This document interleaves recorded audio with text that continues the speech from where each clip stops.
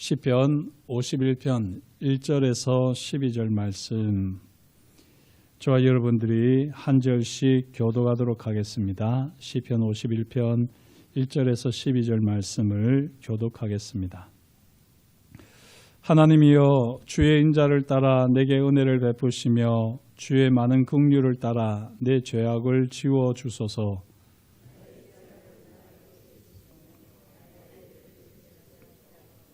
물은 나는 내 죄가를 아오니 내 죄가 항상 내 앞에 있나이다.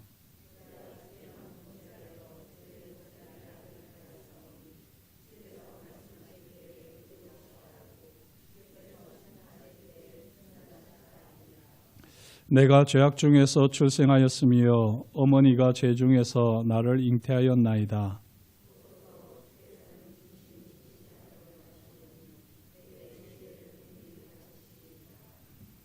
우슬초로 나를 정결하게 하소서. 내가 정하리이다. 나의 죄를 씻어 주소서. 내가 눈보다 희리이다.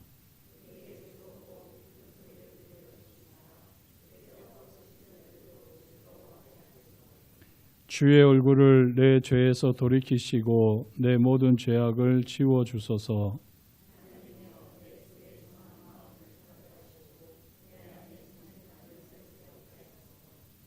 나를 주 앞에서 쫓아내지 마시며 주의 성령을 내게서 거두지 마소서.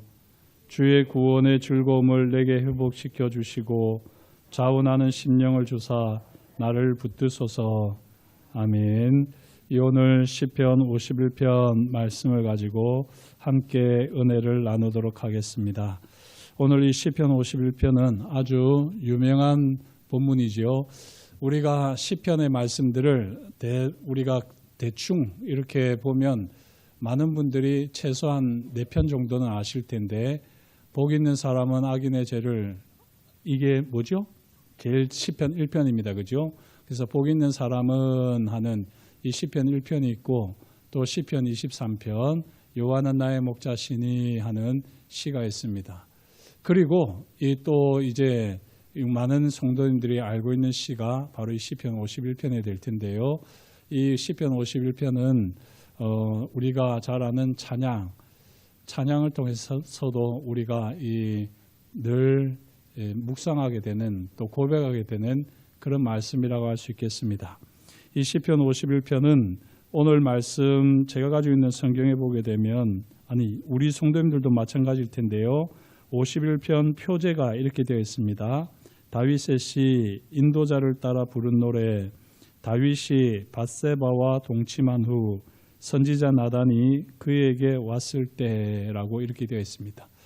밧세바와 동침한 이후에 이 범죄로 인해서 이제 다윗이 힘든 상황이 벌어졌을 텐데요. 그 힘든 상황 속에서 나단 선지자가 다윗을 책망하고, 그 책망 앞에서 다윗이 불렀던 이 노래가, 지어서 불렀던 노래가 이 시편 51편이다 할 수 있습니다.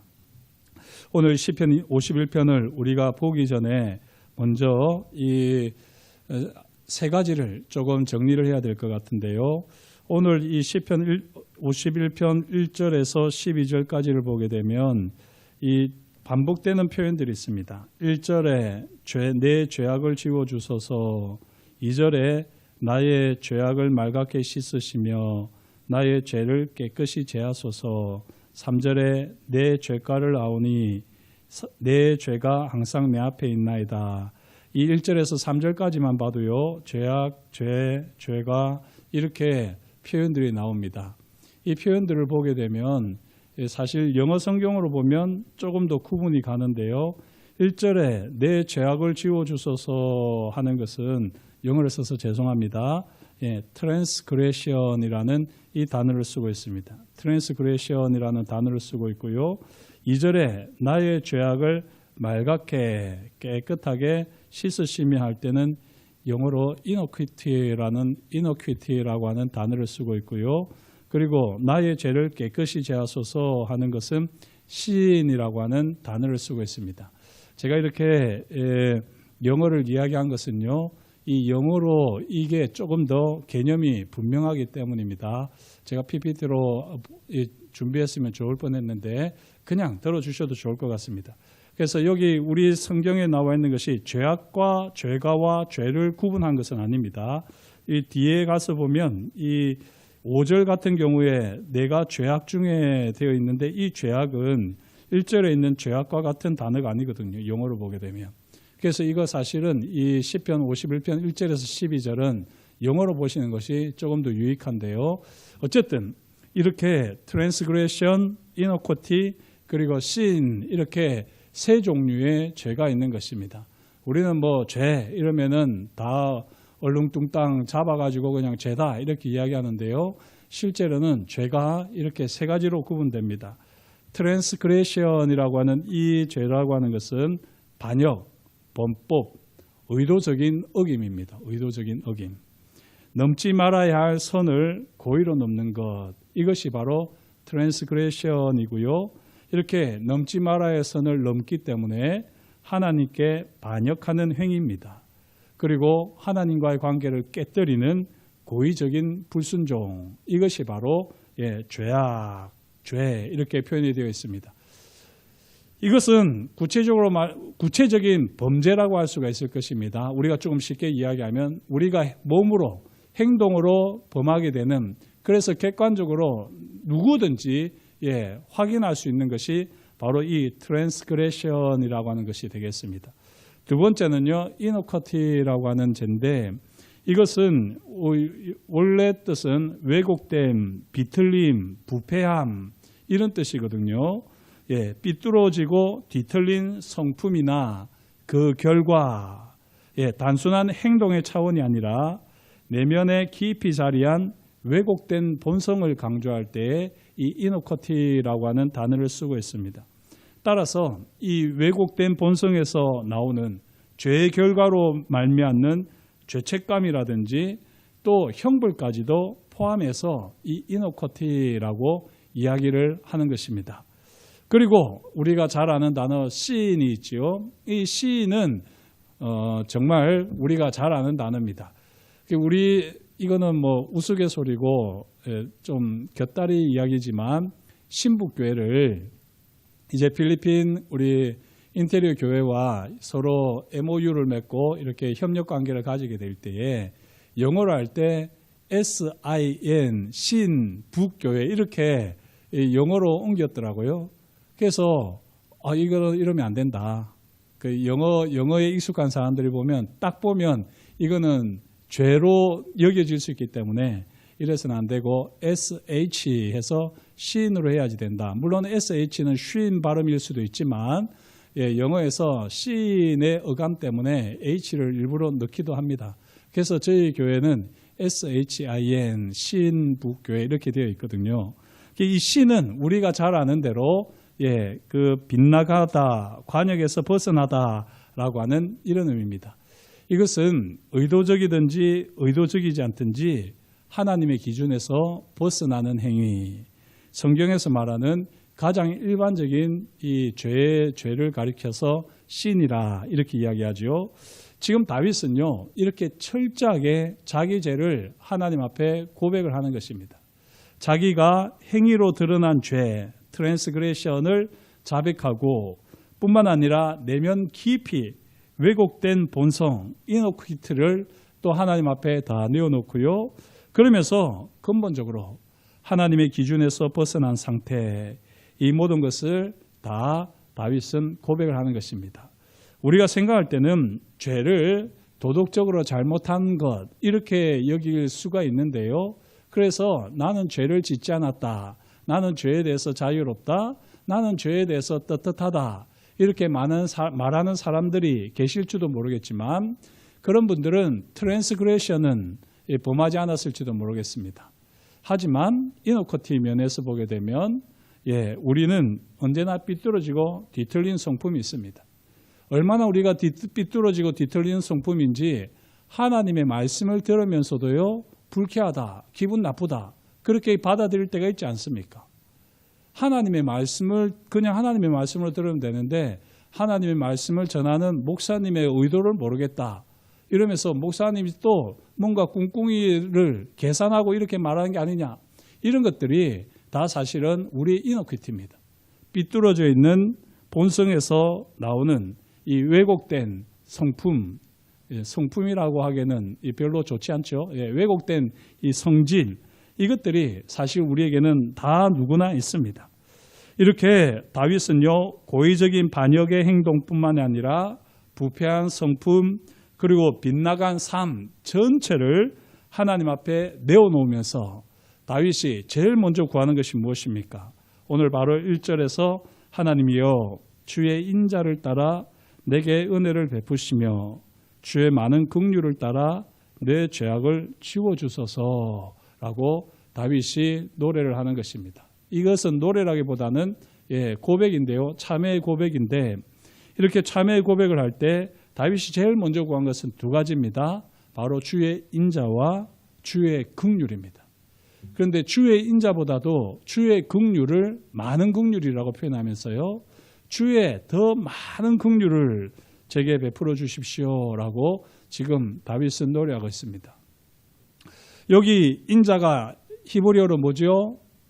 헤세드입니다. 우리 성도님들은 잘 아시죠? 인자가 헤세드, 신실하신 하나님의 언약적 사랑입니다. 여기 주의 많은 긍휼할 때 이 긍휼은 히브리어로 뭘까요? 라함입니다. 아유, 감사합니다. 이렇게 잘 기억해 주셔서 우리가 구약에서 하나님의 성품을 우리가 알려고 할 때 꼭 반드시 기억해야 되는 것이 바로 인자와 긍휼입니다. 헤세드와 라함입니다. 헤세드는 방금도 말씀드렸지만 신실하신 하나님의 언약적 사랑입니다. 이 인자는 반드시 약속의 근거에서 이루어지는 것입니다. 그런데 이 약속의 근거에서 이루어진다고 할 때 사실 우리가 생각하는 하나님과 우리와 언약을 맺었으니 하나님께서는 우리에게 약속을 다 이루셔야지 되고 우리도 하나님께 약속을 다 이루어야죠. 이게 바로 사실은 헤세드입니다. 그런데 우리가 하나님 앞에 신실할 수 있습니까? 신실하지 못하잖아요. 우리가 하나님 앞에 언약한 것을 다 우리가 지키십니까? 다 지키지 못하잖아요. 우리는 육신이 연약해서도 그렇고요. 우리의 이 본성이 마음 상태가 삐뚤어져 있고 이게 많이 왜곡되어 있기 때문에 우리의 시각이 왜곡되어 있기 때문에 귀가 삐뚤어져 있기 때문에 우리는 이 신실하신 하나님을 온전히 경험하면서 신실한 하나님의 사람으로 반응하지 못할 때가 많습니다. 그럼에도 불구하고 사실 하나님께서는 여전히 우리에게 신실하시죠. 이게 헤세드의 묘미입니다. 헤세드는 무조건 하나님이 우리를 사랑해 주시는 것 아닙니다. 하나님께서 우리에게 신실하시기 위해서 우리에게 신실함을 요구하세요. 이런 의미에서 우리는 하나님 앞에 신실하려고 노력해야지 됩니다. 그러나 그렇게 우리가 하나님 앞에 신실하려고 노력하면 노력할수록 신실하지 않은 우리 자신을 발견하게 되거든요. 그런 우리를 향해서 하나님은 그러면 신실하지 않느냐? 그럼에도 불구하고 신실하신 겁니다. 이게 바로 헤세드입니다. 그런데 이 헤세드는 이렇게 이야기되지만요. 주의 많은 긍휼, 라함은 무엇입니까? 라함은 어머니가 아이를, 이 아기를 향해서 가지는 무한한 마음이다. 애끓는 마음이다. 이렇게 표현을 하는데요. 이 라함이 이 자궁이라고 하는 것과 관련이 있잖아요. 그래서 생명에 대한 본능적인 어머니의 본성, 마음, 이게 라함인데 바로 무조건적인 사랑입니다. 라함은, 긍휼은. 그래서 여기 다윗을 보시면요. 내 죄악을 지워주소서 무엇을 따라서? 주의 많은 긍휼을 따라서 이렇게 이야기하고 있어요. 이거 한 줄만 해도 우리가 오늘 이것만 제대로 깨달아도 우리가 오늘 예배드리러 온 목적은 달성하는 것이 아니겠습니까? 내 죄악을 지워주소서. 하나님께서 우리 죄악을 지워주시는 것은요. 우리의 신실한 때문이 아닙니다. 심지어는 하나님의 신실한 때문도 아닙니다. 하나님의 신실하심으로는 우리 죄악을 지워주실 수 없어요. 하나님께서 라함으로 우리의 죄악을 지워주시는 겁니다. 하나님의 무조건 사랑으로 우리의 죄악을 지워주시는 겁니다. 우리가 하나님 앞에 나아가서 하나님을 아버지라 부르는 이상 하나님은 결코 우리를 버리지 않습니다. 저와 여러분들이 얼마나 사실지는 모르지만 다 죽으실 텐데 이제 마지막 죽으실 때 그 사망의 이 마지막 그 자리에서 사망의 권세를 가지고 마귀가 우리를 유혹하잖아요. 미혹하거든요. 저도 안 죽어봐서 잘 모르지만 모든 분들의 이제 죽음을 앞둔 분들의 고백이나 임사 체험을 하신 분들의 고백이 다 마찬가지인데 사실 우리가 이 땅에서 겪는 유혹은요. 죽음 앞에서 겪는 유혹에 비하면 별것도 아닙니다. 우리가 죽을 때 마귀가 가장 치열하게 우리 영혼을 집어삼키려고 그럽니다. 그래서 정말 이 세상에서 그렇게 존경받던 목사님도 마지막 순간에는 엉뚱한 소리를 하고 정말 이 별짓을 다 하는 경우도 있는 것입니다. 그렇다고 해서 그분이 구원을 못 받느냐? 아니요. 그 정도로 그 마지막 이제 죽음의 순간에 치열한 영적 전쟁이 있거든요. 그런 영적 전쟁 가운데서 마귀가 우리를 질질 끌고 가가지고요. 우리를 딱 지옥 문 앞에 두는 것입니다. 그리고는 우리가 정신을 못 차리고 있으면 이제 톡 하고 지옥으로 던질 판이에요.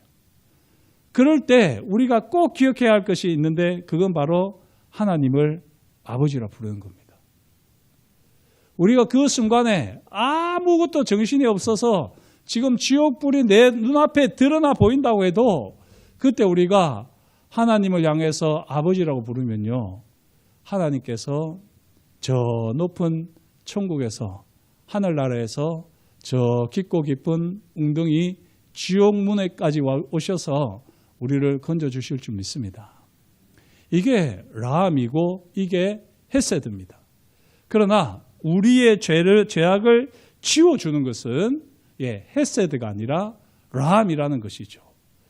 다윗은 이 헤세드와 라함을 노래하고 있어요. 지금 자기가 있는 이 죄악을 가지고는 하나님 앞에 설 수 없지만 그래서 이 죄악이 너무 자기를 괴롭게 하지만 하나님의 라함에 힘입어서 주의 많은 긍휼을 따라서 내 죄악을 씻어주십시오. 그러면 제가 더럽고 추악해서 감히 하나님 앞에 신실하지 못했다 할지라도 저를 씻어주시기에 저는 헤세드로 하나님 앞에 나아가겠습니다 하는 것입니다. 그렇잖아요. 라함, 무조건적인 하나님의 사랑이 베풀어지면 그 다음에 우리가 하나님 앞에 보여야 되는 반응이 있는데 그게 바로 헤세드입니다. 그전에는 우리가 신실할 수 없지만 하나님이 무조건적인 사랑을 베풀어 주시면 그 다음에는 우리가 그 반응을 보여야 되는 것 아니겠습니까? 하나님이 그거면 신실한 것으로 여기시는 거예요. 도덕적으로 완벽해야지 신실한 게 아닙니다. 윤리적으로 또 하나님의 영광을 위해서 우리가 이곳에서 많은 일을 하고 그것이 신실함이 아니라 신실함은 예수 그리스도의 십자가를 믿는 것입니다. 그게 로마서 이야기 아닙니까? 로마서 이야기가 무엇입니까? 하나님이 우리에게 주신 십자가, 이 십자가를 그냥 믿으면 하나님이 그걸 의로 여기신다니까요. 아무것도 묻지도 따지지도 않고 십자가를 하나님의 사랑으로 받아들이기만 하면, 라함을 받아들이기만 하면 하나님께서 그것을 의로 여겨주신다는 겁니다. 그게 우리에게 있는 신실함입니다. 이 신실함을 따라서 내게 은혜를 베푸시옵소서. 이렇게 다윗은 지금 이제 고백을 하는 것입니다. 2절 말씀을 보시면 그러면 이것은 하나님의 인자의 헤세드에 호소하는 것일까요? 라함에 호소하는 것일까요? 2절을 보면 뭐죠? 라함이죠. 죄악을 맑게 씻어달라. 나의 죄를 깨끗이 해달라. 내가 어떤 사람이든지 그것과 상관없이 헤세드로 치면은 내가 죄악을 깨끗이 씻길 만한 사람이 아니라서 감히 그렇게 말할 자격도 없는 사람이지만 하나님의 라함을 따라서 주의 많은 긍휼을 따라서 죄의 죄악을 맑게 씻어주시고 죄를 깨끗이 제하시옵소서라고 그렇게 이야기를 하는 것입니다. 이렇게 다윗은 이야기하면서요. 라함에도 불구하고 주의 많은 긍휼에도 불구하고 죄가가 3절 보시면 다윗을 괴롭힙니다. 그래서 내 죄가를 아오니 이렇게 이야기하죠. 내 죄가를 아오니, 여기 죄가는 트랜스그레션입니다. 내가 범한 죄의 범죄들을 저의 행동들을 내가 아오니 내 죄가 항상 내 앞에 있나이다 라고 이야기하는 겁니다. 지금 다윗의 이 고백이 얼마나 처절한 고백입니까? 지금 다윗 앞에 있는 것이 무엇이라고요? 죄라는 것입니다. 죄. 다윗 앞에 있어야 되는 것이 무엇입니까? 하나님이죠. 엄밀하게 이야기하면 정확하게는 하나님 앞에 다윗이 있어야 합니다. 그런데 지금 다윗 앞에 있는 것은 하나님이 아니라, 하나님의 임재를 경험하는 것이 아니라 죄가 다윗 앞에 있다는 것입니다. 다윗은 하나님 앞에 있다고 하지만 정작 다윗 앞에 있는 것은 죄다. 그 죄가 어떻게 있습니까? 항상 내 앞에 있나이다 하는 것입니다. 이게 지금 다윗의 고백입니다. 내가 지은 죄로 인해서 내 앞에 하나님이 계신 것을 경험해야지 되는데 내 죄가 항상 내 앞에 있나이다. 숨을 쉴 때도 있고 밥을 먹을 때도 있고 내가 잠시 쉴 때도 내가 무엇을 하든지 항상 죄가 내 앞에 있다. 하나님이 내 앞에 항상 있어야지 되는데 죄가 내 앞에 항상 있다. 이렇게 다윗은 고백하는 것입니다. 이제 다윗은 하나님 앞에서요 죄를 해결합니다. 그게 바로 4절 내가 주께만 범죄하여 라는 것입니다. 사실 다윗이 주께만 범죄했습니까? 아니죠. 다윗은 많은 사람들에게 범죄했습니다. 특별히 다윗이 우리아에게서 자유로울 수는 결코 없습니다. 그렇지 않습니까? 그런데도 불구하고 다윗은 지금 주께만 범죄하여 라고 고백을 하고 있어요. 사실 이 부분은 너무나도 이게 참 풀어내기가 쉽지 않은 것 같습니다. 주께만 범죄하여. 다윗이 이렇게 주께만 범죄하여 라고 말을 하는 것은요, 다윗이 다른 사람에게 죄를 전혀 범하지 않았다 하는 것이 아니라 지금 이 죄, 내 앞에 항상 있는 죄, 이 죄 때문에 하나님이 보이지 않는다는 것입니다.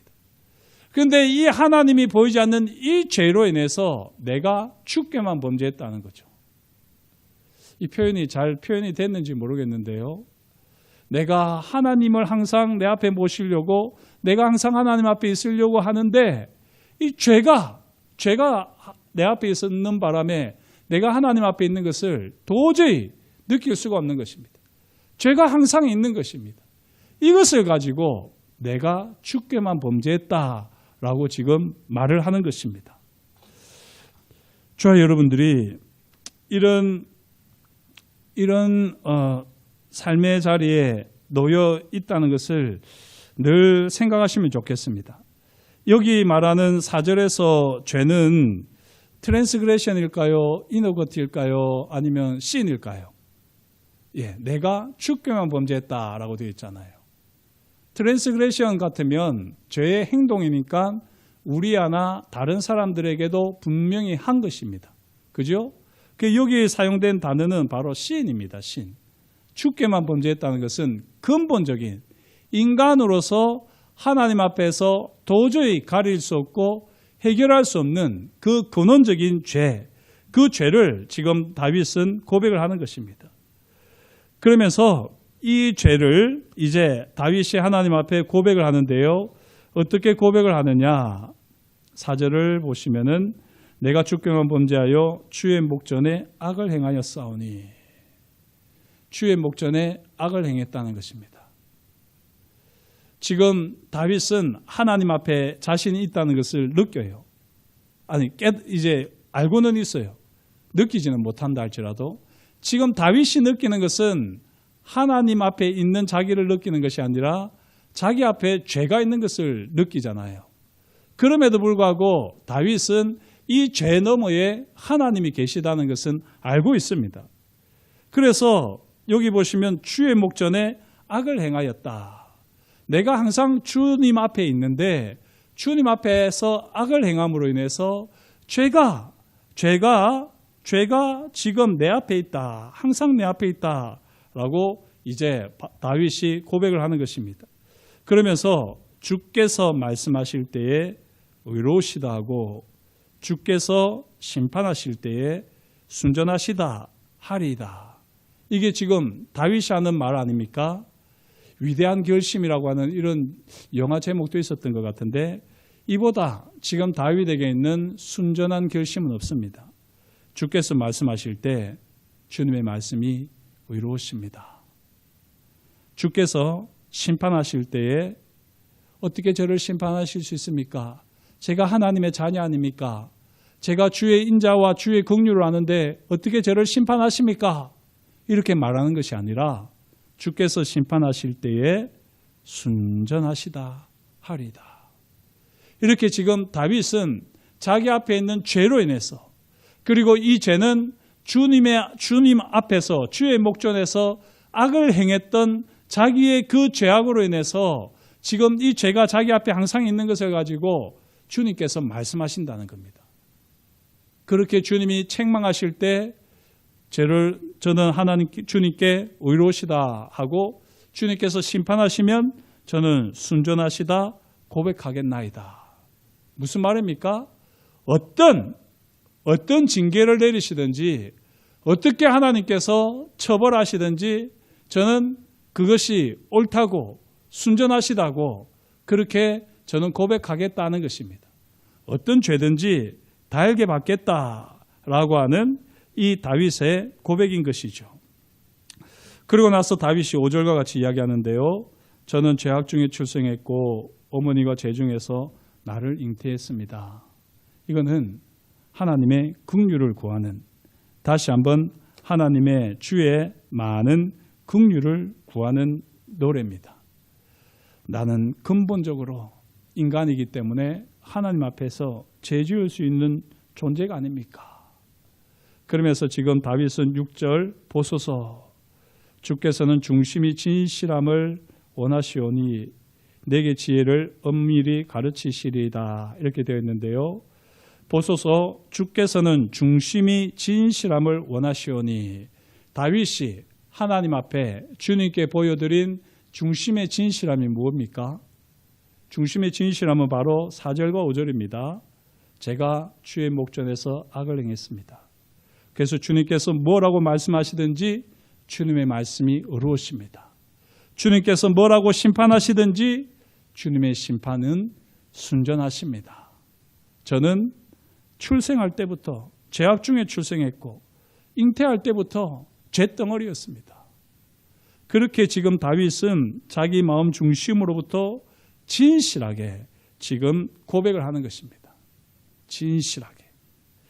이렇게 진실하게 고백을 할 때요, 다윗이 경험하는 것이 있는데 그것은 바로 주님께서 은밀히 가르치시는 지혜를 경험하게 되는 것입니다. 이게 뭔지 사실은 저도 계속 묵상을 하는데요. 이게 쉽지가 않습니다. 내게 지혜를 은밀히 가르치시리이다. 주님께서 다윗에게 가르치신 이 은밀하게 가르치신 지혜가 무엇일까요? 한번 이거를 밑줄을 이 형광색으로 쫙 펴놓고 칠하시고 댁에서 평소에 조금 묵상을 해보십시오. 이거는요 사실 신앙의 신비입니다. 신앙의 신비. 이것은 신앙의 신비라서 함부로 이야기할 수 있는 건 아닌 것 같아요.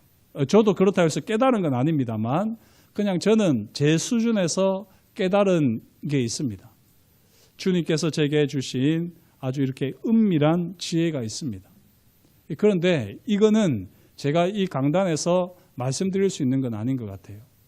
조금 더 예를 들면요. 이런 것입니다. 우리가 로마서 말씀을 통해서도 봤었는데 자, 시장에서 파는 고기를 먹어도 됩니까? 먹으면 안 됩니까? 그게 이제 로마서나 고린도 전서에 나왔던 이야기들이거든요. 시장에 파는 고기들은 다 우상 제물로 바쳐졌던 고기들이기 때문에 그걸 먹어서는 안 된다 하는 사람들이 있습니다. 그런가 하면 바울은 뭐라고 했습니까? 모든 것이 선함에 말씀과 기도로 먹으면 거룩하지 않은 것이 없다라고 하는 얘기를 디모데에게 바울은 가르쳤어요. 다른 사람들에게 그렇게 가르친 것이 아니라 디모데에게는 그렇게 가르쳤습니다. 왜 그랬느냐면 지도자라고 하면 함부로 성도들을 정죄해서는 안 됩니다. 지도자라고 하면 진리를 분명하게 알고 확실하게 알고 그 진리의 스펙트럼을 가지고 있어야지 돼요. 한쪽으로 치우쳐져 있어가지고는 말씀의 지도자라고 할 수가 없습니다. 이 끝에 있는 사람과 이 끝에 있는 사람, 먹어도 아무 상관없다. 전혀 상관없다. 우상제물로 바친 고기도 사실은 하나님이 만드신 피조물에 불과하기 때문에 감사함으로 먹으면 거룩한 것이다 라고 믿는 사람이 있는가 하면 이 믿음을 가지지 못해서 우상제물을 먹는 것으로 여기고 그 근처에는 가지도 않고 그래서 아예 고기는 먹지 않고 채식만 하는 사람이 있을 수도 있다는 것입니다. 이럴 때에 지도자는 이 전부를 아우를 수 있어야지 되는 겁니다. 지금 또 너무 이쪽으로 이야기가 넘어가면 안 될 것 같은데요. 지금 다윗이 경험하는 게 그겁니다. 다윗이 지금 엄청난 죄를 범했죠. 이 죄를 범했습니다. 그런데 이 죄를 범해놓고 이게 죽게만 범죄했다고 이야기하는 거예요. 이걸 들으면은 얼마나 화가 나겠습니까? 사람들이 화가 많이 날 것입니다. 그런데 다윗은 이렇게 이야기를 했고요. 그렇게 이야기하는 가운데에 다윗은 주님께서 주시는 은밀하게 가르치시는 지혜를 이렇게 알아가는 것입니다. 이 정도만 이야기하겠습니다. 더 이야기하면은 더 어려워지기도 할 것이고 더 복잡해지기도 할 것이기 때문에. 그러나 제가 여러분들께 조금 위로가 되면 위로라고 하면 위로가 될 말씀을 드리는데요. 죄로 인해서 너무 괴로워하지 마십시오. 나는 왜 또 이렇게 이 죄악에서 허우적거리나? 나는 어떻게 이렇게 평생을 이 죄를 해결하지 못하고 이렇게 살아가나? 그런 고민을 하실 수 있는데요. 그런 고민이 잘못된 건 아닙니다. 그러나 그 고민을 틈타고 사단이 역사합니다. 사단이 우리에게 죄책감을 불어넣고요. 죄책감을 불어넣을 뿐만 아니라 우리로 하여금 하나님과 친밀한 교제를 하지 못하게 합니다.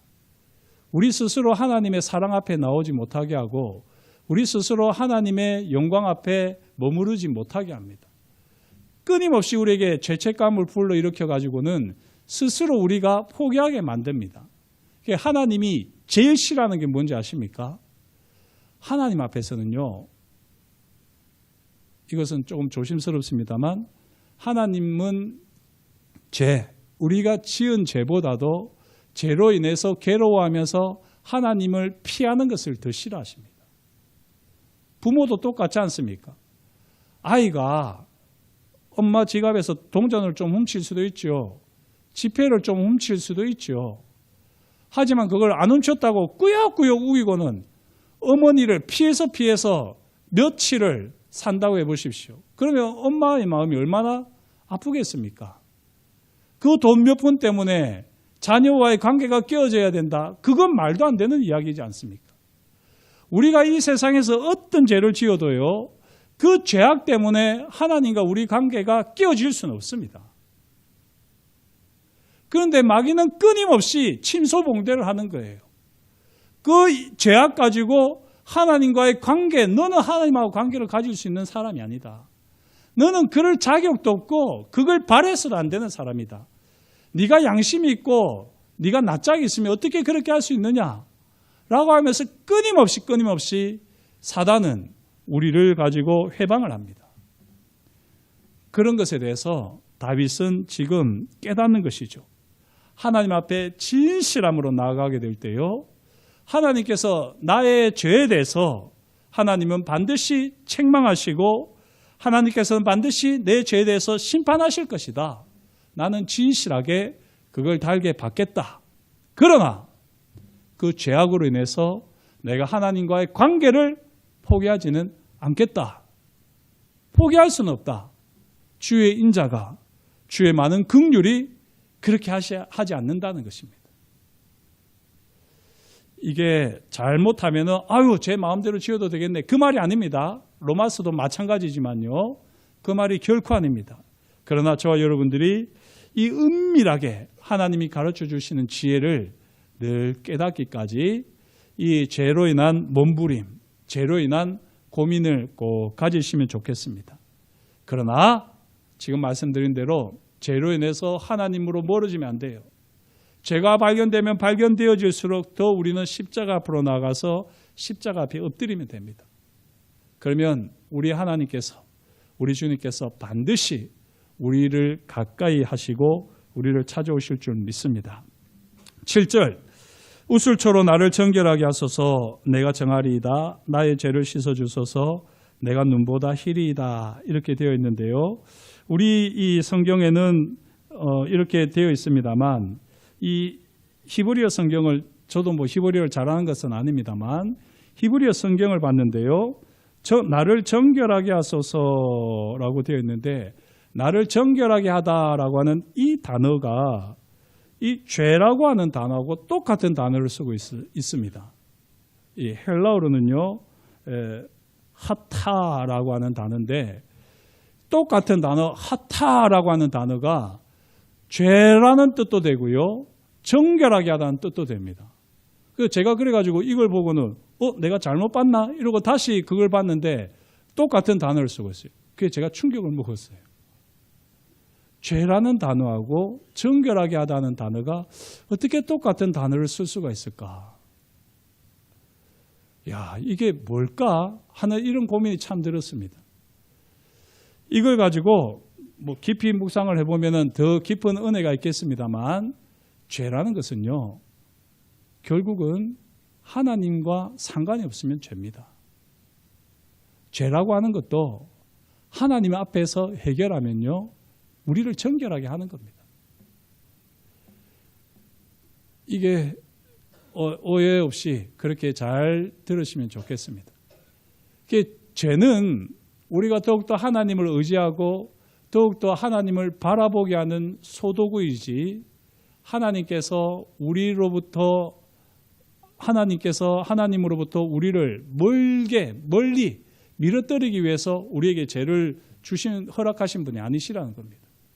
하나님께서 우리에게 죄를 허락하실 때는요, 죄를 막으실 수도 있는데도 불구하고 죄를 허락하실 때에는 그 죄를 통해서 하나님의 정결하게 하시는 은혜를 경험하도록 하시는 하나님의 놀라운 섭리입니다. 목사님, 그럼 제 마음대로 지어도 되겠네요. 그거 아닙니다. 지금 제가 반복해서 말씀드립니다만 제 마음대로 지어도 된다는 말이 아닙니다. 그러나 로마서 말씀과 이 말씀들을 통해서 우리가 꼭 기억하셔야 될 것은요, 다윗이 계속해서 고백하지만 저와 여러분들은 죽을 때까지 죄로부터 자유로울 수는 없습니다.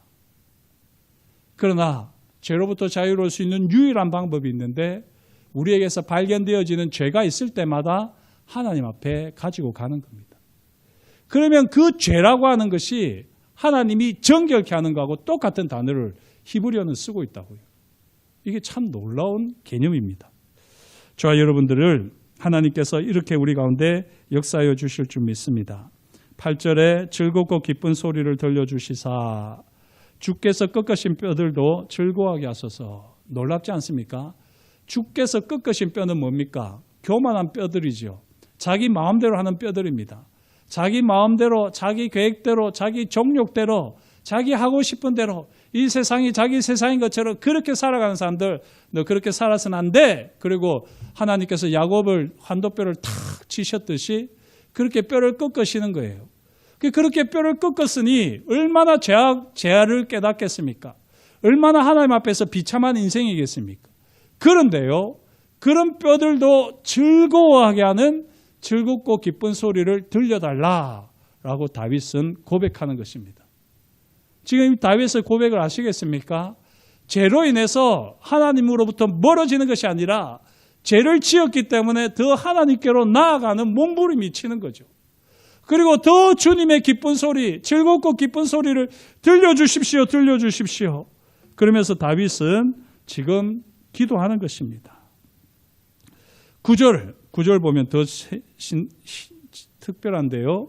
주의 얼굴을 내 죄에서 돌이키시고 내 모든 죄악을 지워주소서라고 이렇게 되어 있습니다.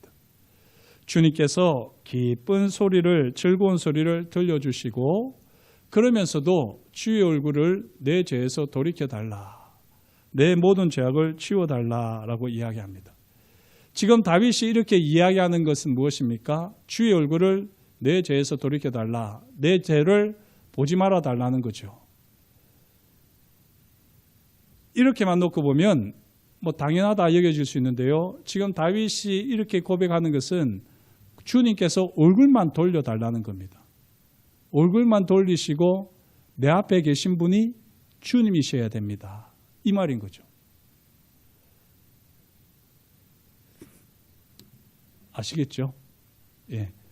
죄악으로 인해서 너무 괴롭지만 제 죄에 대해서는 주님께서 고개를 들리셔도 좋습니다. 그러나 주님, 제게서 떠나지 마십시오. 그게 이제 10절 이하에 나오는 것입니다. 하나님이여 내 속에 정한 마음을 창조하시고 내 안에 정직한 영을 새롭게 하소서. 이 10절은요 1절과 대꾸를 이룹니다. 1절 하나님이여 주의 인자를 따라 내게 은혜를 베푸시며 주의 많은 긍휼을 따라 내 죄악을 치워주소서.